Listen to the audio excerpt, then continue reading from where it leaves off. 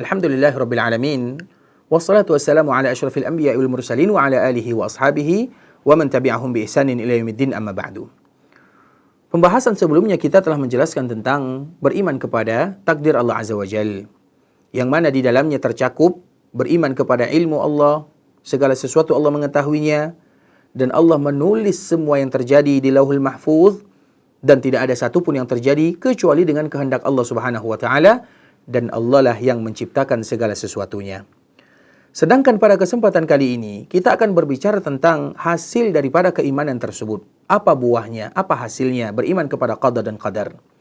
Di antaranya adalah, beriman kepada qada dan qadar merupakan motivasi terbesar untuk mendapatkan keridhaan Allah Azza wa Jalla dalam kehidupan. Karena seorang mukmin, mereka diperintahkan untuk melakukan sesuatu yang bisa menyebabkan mereka menyandarkan diri kepada Allah. Beriman kepada sebab dan penyebab mereka mendapatkan sesuatu kebaikan, tentu semua dengan izin Allah Azza wa Jal. Karena yang menciptakan sebab itu adalah Allah Subhanahu wa taala, dan yang menjadikan hasil juga Allah Subhanahu wa taala. Artinya, seseorang bergantung kepada Allah. Mereka tetap berusaha, tapi mereka menyerahkan hasilnya kepada Allah Azza wa Jal. Maka dengan itulah Nabi SAW menyebutkan, ihris ala ma yanfa'uka wasta'in billah wala ta'jiz. Hendaklah kalian berusaha melakukan apapun yang bisa memberikan manfaat. Namun ingat, minta tolonglah kalian kepada Allah, dan jangan kalian merasa lemah. Wa in asabaka syai'un fala taqul law anni fa'altu kana kada wa kada. Kalau sekiranya ada sesuatu yang menimpa yang kita tidak inginkan, jangan pernah mengatakan, kalau aku tidak lakukan maka akan seperti ini dan seperti itu. Akan tetapi katakanlah, qaddarallahu wa ma syaa fa'al. Allah telah menakdirkan dan Allah akan melakukan apa yang Dia kehendaki. Fa inna law taftahu amal syaitan. Karena kalimat jikalau, jikalau ini, maka itu merupakan di antara kalimat yang bisa membuka pintu-pintu syaitan. Di dalam riwayat yang lain, Nabi sallallahu alaihi wasallam menyebutkan, i'malu fa kullun muyassarun lima khuliqalah. Beramallah kalian. Semua yang diciptakan oleh Allah akan dimudahkan untuk apa dia diciptakan. Maknanya kita tidak tahu untuk apa kita diciptakan. Maka dari situlah Nabi memberikan motivasi untuk selalu melakukan kebaikan. Kemudian juga di antara hasil buah daripada keimanan kepada qada dan qadar, agar seorang muslim senantiasa bersyukur terhadap nikmat Allah Azza wa Jal.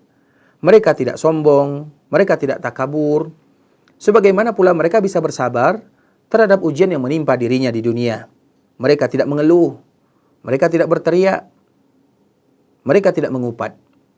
Sebagaimana firman Allah Subhanahu wa taala, "Ma asaba min musibatin fil ardi wala fi anfusikum illa fi kitabin min qabli an nabra'aha. Inna dzalika 'ala Allah yasir." Tidak ada satupun musibah yang menimpa manusia di dunia atau yang ada pada diri kalian kecuali sudah tertulis sebelum Allah ciptakan musibah tersebut dan sebelum Allah ciptakan makhluk tersebut. Dan itu mudah bagi Allah Azza wa Jalla. Likai la ta'sau 'ala ma fatakum. Yang demikian supaya kalian tidak merasa ada sesuatu di dalam diri kalian, merasa kasihan terhadap apa yang kalian tidak dapatkan, wala tafrahu bima atakum, dan supaya pula kalian tidak terlalu bangga, sombong terhadap apa yang Allah berikan. Wallahu la yuhibbu kulla mukhtalin fakhur. Allah tidak suka kepada orang yang sombong, kepada orang yang congkak. Maknanya adalah kita senantiasa bersyukur kalau Allah berikan nikmat, bersabar kalau sekira Allah berikan ujian.